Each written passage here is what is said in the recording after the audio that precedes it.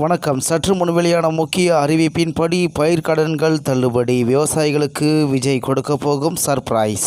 செய்தியை முழுமையாக கேட்கறதுக்கு முன்னாடி நம்ம சேனலை சப்ஸ்கிரைப் பண்ணலாம். சப்ஸ்கிரைப் பண்ணிக்கோங்க. மறக்காம பெல் பட்டனை கிளிக் பண்ணிக்கோங்க. அப்பதான் நம்மளுடைய அப்டேட்டட் நியூஸ் உங்களுக்கு உடனுக்குடன் வந்து சேரும். தமிழ்நாடு விவசாயிகளுக்கு விரைவில் குட் நியூஸ் வரப்போகிறது. கூட்டுறவு உள்ளிட்ட வங்கிகளில் விவசாயிகள் வாங்கிய பயிர்க்கடன்கள் அனைத்தும் தள்ளுபடி செய்யப்படும் என தமிழக வெற்றி கழக தலைவர் விஜய் தேர்தல் வாக்குறுதியாக கொடுத்துள்ளார். இந்த வாக்குறுதியை ஆட்சி பொறுப்பேற்றதும் நிறைவேற்ற அறிவிப்பை வெளியிட உள்ளார். இது குறித்து இங்கே விரிவாக பார்க்கலாம். அதன்படி தமிழக வெற்றி கழகம் வாக்குறுதியாக தமிழ்நாட்டில் கடந்த 2 ஆண்டுகளுக்கு முன்பு தமிழக வெற்றி கழகம் என்ற கட்சியை தொடங்கிய நடிகர் விஜய் மக்களின் பெரும் நம்பிக்கையை பெற்று ஆட்சியை பிடித்துள்ளார். தற்போது 108 இடங்களில் வெற்றி பெற்றுள்ள அவர் ஆட்சி அமைக்க தேவையான 10 இடங்களுக்கு காங்கிரஸ், பாமக, விடுதலை சிறுத்தைகள் உள்ளிட்ட கட்சிகளிடம் ஆதரவு கேட்டுள்ளார். பேச்சுவார்த்தையில் உடன்பாடு எட்டியவுடன் தமிழ்நாட்டின் முதலமைச்சராக அதிகாரப்பூர்வமாக விஜய் பொறுப்பேற்க உள்ளார். முதலமைச்சராக பொறுப்பேற்றதும் பிரச்சாரத்தின் போது கொடுத்த தேர்தல் வாக்குறுதியை ஒவ்வொன்றாக நிறைவேற்ற உள்ளார். அதன்படி விவசாயிகளுக்கான வாக்குறுதியாக அனைத்து தரப்பு மக்களுக்கும்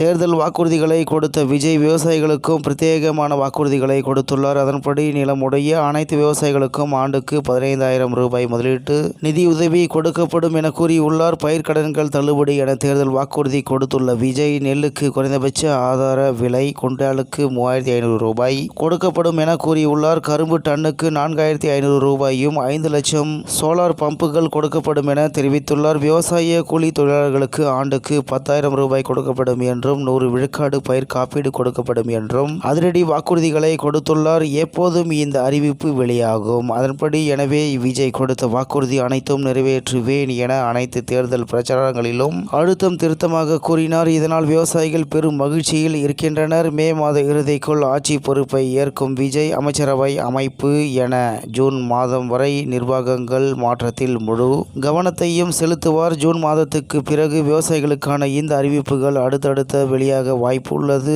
ஒருவேளை ஆட்சி பொறுப்பை ஏற்கும் போதே முதல் கையெழுத்து போடும் கோப்புகளிலேயே விவசாயிகளின் கோரிக்கைகளை நிறைவேற்றும் கோப்புகளில் கையெழுத்து போட்டாலும் ஆச்சரியப்படுவதற்கில்லை என்று தகவல் வெளியாகி உள்ளது என்பது குறிப்பிடத்தக்கது. இத்துடன் இன்றைய முக்கிய செய்தி நிறைவு பெறுகிறது. மேலும் இது போன்ற செய்திகளை உடனுக்குடன் தெரிந்து கொள்ள ஆர்கே நியூஸ் தமிழ்நாடு சேனல் உடனே இருங்கள். நன்றி, வணக்கம்.